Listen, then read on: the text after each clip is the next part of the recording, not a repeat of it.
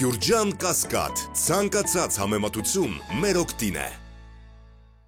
Ռուբեն Վարդանյանը Բաքվի մեկուսարանից ընտանիքի միջոցով աուդիո ուղերձ է փոխանցել հեռախոսազրույցի ժամանակ, խնդրելով ձայնագրել իրեն եւ հրապարակային դարձնել այն։ Աուդիո ուղերձում նա մասնավորապես խաղաղության կոչ է հղել հիմնված մարդկային հիմնարար արժեքների եւ արժանապատվության վրա։ Ես լավատես եմ եւ հավատում եմ, որ չնայած այս ամենին հաղթահարելու ենք բոլոր մարտահրավերներն ու դժվարությունները եւ նորից ապրելու ենք մեր հայրենիքում, հարևանների հետ խաղաղությամբ, հարգելով միմյանց։ Հավատում եմ, որ կհաղթահարենք փոխադարձ թշնամանքն ու կուտակված ատելությունը, ինչպես դա ստացվել է որոշ ժողովուրդների մոտ, բայց եթե մենք ուզում ենք դա իսկապես անել, մեզ պետք է իրական երկարաժամկետ խաղաղություն, ոչ թե թղթի վրա ստորագրված, նշել է Վարդանյանը։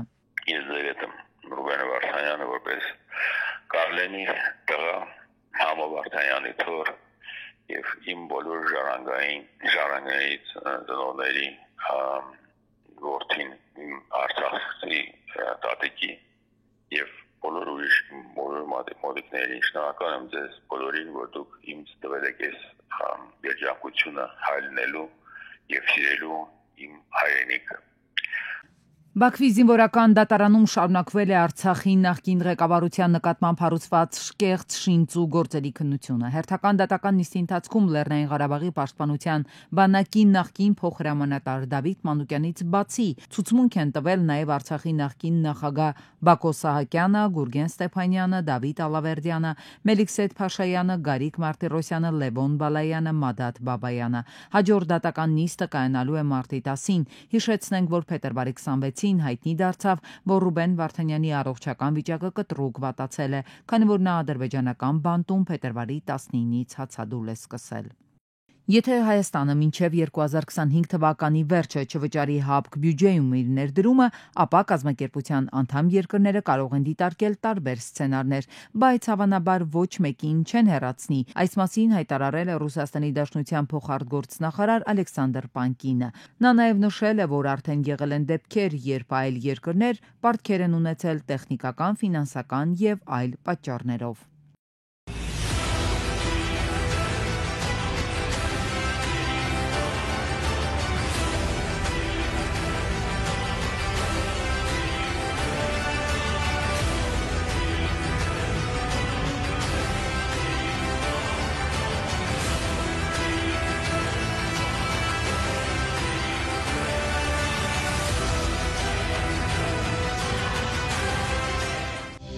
Էրդողանն ուզում է Թուրքիան աշխարհի որոշում կայացնող երկրներից մեկը դարձնել, համաշխարհային խաղացող։ Մասնագետները հիշեցնում են, Էրդողանը նույնիսկ հայտարարել է, որ աշխարհն ավելի մեծ է եւ պարփակված չէ միայն ՄԱԿ-ի անվտանգության խորհրդի 5 մշտական պետություններով։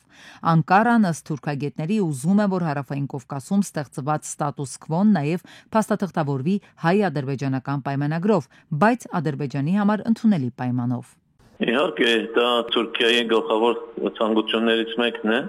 սակայն դրան հասնելու համար ինչ-որ բաներով պետք է անցնի Հայաստանը, այսինքն առաջի հերթին Ադրբեջանի պահանջները 100%-ով բավարարի, հետո գնա Թուրքիայի պահանջները արի։ Այն ժամանակ արդեն կարող է խաղաղության պայմանագիր կնքվի, սակայն այդ խաղաղության պայմանագիրը ոչինչ է իրականում, որովհետև պատմությունը ինքը ցույց է տալիս, որ Թուրքիան, օրինակ Օսմանյան գայսրությունը եւ այլն, ստորագրած ոչ մի պայմանին չի հետևել։ Այսինքն եղել են անգամ դեպքեր, որ ինչ որ պայմանագիրը ստորագրվել է եւ հենց մյուս օրը շատ կարճ ժամանակում խախտել են։ Էրդողանը հենց այս օրերին էլ հայ-թուրքական հարաբերություններն ուղիղ կապեց Երևան-Բաքու խաղաղության հետ, ասաց. անհամբերությամբ են սպասում խաղաղության համաձայնագրի կնքմանը եւ որ ակտիվ ջանքեր են գործադրում ըստ Էրդողանի ձևակերպման Հարավկովկասում բարգավաճման եւ կայունության հասնելու համար։ Հայաստանի հետ հարաբերությունների կարգավորման գործընթացի առաջընթացի հետ մեկտեղ մենք անհամբերությամբ սպասում ենք համաձայնության գալ, որը թույլ կտա կայուն խաղաղություն հաստատել Ադրբեջանի եւ Հայաստանի միջև։ Թուրքիան հիմա ըստ մասնագետների պատերազմի չի ձգտի Հարավկովկասում, բայց նաև ըստ էության չի զսպում Ալիևի ռազմատենչ ռետորիկան, որովհետև աշխարհին Անկարան հիմա այլ անկյունից է նայում, աշխարհաքաղաքական նկրտումներով լայնամասշտաբ ծրագրեր է գծում, իսկ Բաքվի վեկտորը հիմա մեկ ուղղություն ունի, նրանց համար ըստ էության հիմա կարևորը ոչ թե խաղաղության փաստաթղթի ստորագրումն է, այլ որքան հնարավոր է շատ զիջումներ կորզելը, եւ ռազմաշունչ խոսքն օգտագործում է Հայաստանի վրա ճնշում բանեցնելու նպատակով, Այս իրավիճակում ում է պետք խաղաղության պայմանագիրը, եթե այն ցանկացած դեպքում չի ապահովագրելու պատերազմից, հարցնում է թուրքագետը։ Այս պահին Ադրբեջանը, քանի որ մենք այսպես խաղաղության պայմանագրերի դեպից են գնկած, փորձում է մեր կողորտը ցեղմի եւ իր բոլոր պահանջները բավարարել տա Հայաստանին, իսկ հետո դա էլ է շատ հարցական, թե արդյոք դրանից հետո է կընդունի խաղաղության պայմանագիրը ստորագրել, թե չէ։ Աշխարհաքաղաքական իր գլոբալ ծրագրերին աչքի առաջ Անկարայի ձեռքը միաժամանակ Բաքվի երակի վրա է։ Նրանք ոչ մի վայրկյան չեն մոռանում եղբայրությունը։ Մենք վճռական ենք համատեղ իրականացնելու այնպիսի նախագծեր, որոնք ուղղված են տարածաշրջանային խաղաղությանն ու բարգավաճմանը։ Ալիևն էլ ասել է Իգդիր Նախիջևան գազատարի բացման արարողությանը, որին նաև Թուրքիայի նախագահն է մասնակցել։ Այսօր Թուրքիան եւ Ադրբեջանը լայնածավալ նախագծեր են իրականացնում։ Թուրք-ադրբեջանական բարեկամության եւ եղբայրության պատմության մեջ այսօր կարևոր օր է։ Թուրքիան ըստ մասնագետների Հարավային Կովկասում այժմ Ռուսաստանին ու Իրանին հակադրվելու էլ չի ձգտում։ Ռուսաստանը, Իրանն ու Թուրքիան դարերով են պայքարել այս տարածաշրջանի համար։ Հիմա սակայն աշխարհն այսպես է դասավորվել, որ երեքն էլ դեմ են ըստ էության իրավիճակի կտրուկ վատացմանն այստեղ։ Երեքի գլուխն էլ խառն է։ Առավոտյան ռուսական զորքերը հրթիռներով եւ ԱԹՍ-ներով զանգվածային հարձակում են գործել Ուկրաինայի էներգետիկ եւ գազային ենթակառուցվածքների վրա։ Ուկրաինայի ռազմաօդային ուժերի հրամանատարության տեղեկացմամբ Ռուսաստանը կիրառել է կալիբր Tu-95 ռմբակոծիչներ։ Ուկրաինայի նախագահ Զելենսկին Բրյուսելում հանդիպել է ՆԱՏՕ-ի գլխավոր քարտուղար Մարկ Ռյուտեի հետ։ Նրանք քննարկել են իրական քայլեր Ուկրաինայի մարդար եւ կայուն խաղաղությունն ավելի մոտեցնելու համար։ Նրանք քննարկել են ծրագիրը, որը կպարունակի պատերազմի ավարտի միասնական եվրոպական տեսլականը, անվտանգության կոնկրետ երաշխիքները եւ Ուկրաինայի հզորացումը։ Առանձին քննարկվել է Ուկրաինայի հոբ հզորացման հարցը։ Ես շնորհակալություն եմ հայտնում Մարկին եւ ՆԱՏՕ-ի անդամ երկրներին Ուկրաինային խաղաղություն հաստատելու հարցում նրանց աջակցության եւ գործընկերության համար, նշել է Զելենսկին։ Դոնալդ Թրամփը մտադիր է ընդլայնել այն երկրների ցանկը, որոնց քաղաքացիներին կարգելվի մուտք գործել Ամերիկա, այնտեղ ներառելով Աֆղանստանը։ Այս մասին գրել է New York Times-ը։ ԱՄՆ մուտք գործելը արգելված է Կուբայի, Իրանի, Լիբիայի, Հյուսիսային Կորեայի, Սոմալիի, Սուդանի, Սիրիայի, Վենեսուելայի եւ Եմենի քաղաքացիների համար։ Մարտի 5-ին Աֆղանստան ուղևորությունների արգելք խորագրով աշխատանքային խումբը կոչ է արել գործող եւ գործողության ժամկետը չլրացած վիզաներով ԱՄՆ ժամանածներին անհապաղ լքել Միացյալ Նահանգների տարածքը։ Սիրիայի Տարտուս եւ Լաթաքիա բնակավայրերում բողոքի ակցիաներ են սկսվել, հնչել են կրակոցներ։ Նախկին նախագահ Ասադի կողմնակիցները բողոքում են նոր իշխանությունների դեմ։ Ալ Ջազիրայի տեղեկացմամբ ցուցարարները դարանակալել են Լաթաքիայի մերձակայքում եւ սպանել նոր կառավարության անվտանգության աշխատակիցներին։ Զոհերի թիվը հասել է 16-ի։ Սիրիայի նոր իշխանությունները համալրում են ուղարկել Իդլիբից, Համայից, Հոմսից եւ Հալեպից։ Ալ Ջազիրան նաեւ հայտնում է, որ ցուցարարների թվում սիրիացի հրամանատար գնդապետ Սուհեյլ Ալ-Հասանի կողմնակիցներն են։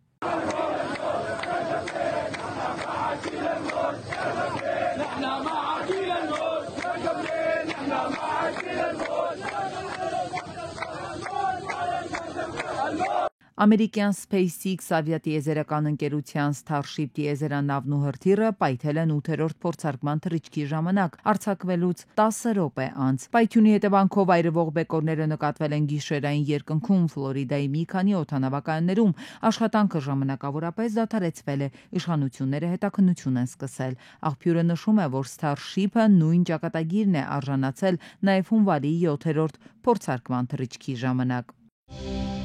Պետք նախագահ Էդուարդ Հակոբյանն աշխատանքային շրջայց է կատարել Գյումրու եւ Վանաձորի Մաքսային հսկողության գոտիներում, այցելել Բագրատաշեն եւ այրում անցակետել Մաքսային ծառայության աշխատանքային գործընթացների կազմակերպմանը տեղում հետևելու նպատակով։ Ներկայացվել են Մաքսային անցակետերի ենթակառուցվածքները, ենթացակարգերը, դրանց կիրառման եւ կազմակերպման հերթականությունը։ Քննարկվել են Հայաստանի պետական սահմանից համակային անցման կետերում Մաքսային սպասարկման եւ հսկողության ուղղությամբ իրականացվող աշխատանքները, շինարարությունների ընթացքն ու ընթացիկ խնդիրները։ Իրանից Հայաստան է տեղափոխվել 30 կիլոգրամ մարիխուանա, ինչը քրեական ոստիկաններն առգրավել են։ Ներքին գործերի նախարարության մամուլի ծառայությունից հայտնել են, որ սրանով կանխվել է շուրջ 450 միլիոն դրամի թմրամիջոցը մանր չափերով Հայաստանում իրացնելու փորձը։ Ձեռնարկվում է օպերատիվ հետախուզական միջոցառումներ եւ քննչական գործողություններ։ Ապօրինի թմրաշրջանառության շղթայում ներգրաված անձանց ինքնությունը պարզելու եւ նրանց հայտնաբերելու ուղղությամբ։ Միջին մասնագիտական կրթական հաստատություններում աշխատանքի պրակտիկայի վրա հիմնված կրթության ծրագիրն ու հնարավորություններն ընդլայնվում են։ Միջազգային գործընկերների հետ այդ ուղղությամբ փորձնական ծրագիր են իրականացրել։ Սա հնարավորություն է հետո ավելի հեշտ գործ գտնելու։ Ուսանողների մեծ մասը, ովքեր որ կոնկրետ գործատուի մոտ անցել են դուալ ուսուցումը կամ աշխատանքի վրա հիմնված ուսուցումը, հենց նույն գործատուի մոտ անցել են աշխատանքի, 50%-ից բարձր են զբաղվածության ցուցանիշները այս ուսուցման արդյունքում եւ ունենք բավականին մեծ թիվ, ովքեր կրթությունը շարունակել են նաեւ բարձրագույն կրթական հաստատություններում։ Աշխատանքի վրա հիմնված կրթության ծրագիրն իրականացրել են մի շարք ուղղություններով՝ գինեգործության, տեղեկատվական տեխնոլոգիաների, խոհարարության, գյուղատնտեսության։ Այժմ նախատեսվում է այս մոդելը կիրառել բոլոր միջին մասնագիտական ուսումնական հաստատություններում։ Գործընթացն իրականացվելու է փուլային տարբերակով, ընդլայնելով մասնագիտությունների ցանկը, ներգրավելով ավելի շատ գործատուներ։ Այս տարի կկենտրոնանան թեթև արդյունաբերության վրա։ Կարեարտադրության ոլորտի մասնագետների բավականին մեծ պահանջարկ կա այսօր մեր տնտեսությունում եւ գործատուների շրջանակում։ Մենք հիմա բանակցում ենք եւ աշխատանքներ ենք տանում այդ ծրագիրը